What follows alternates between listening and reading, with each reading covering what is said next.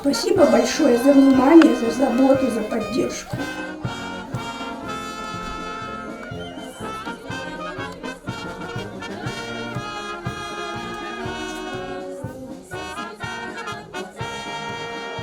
Конверт.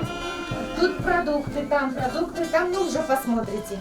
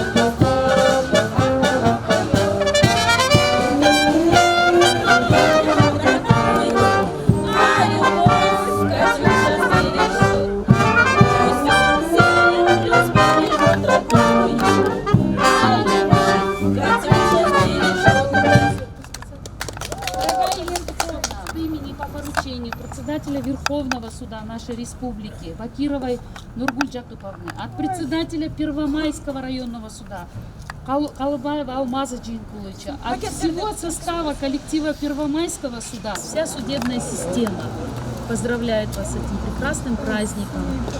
Спасибо вам, что вы воевали, отвоевали эту нашу победу. Будьте здоровы всегда, это наши подарки. Примите от всего сердца и от всей души. Живите долго.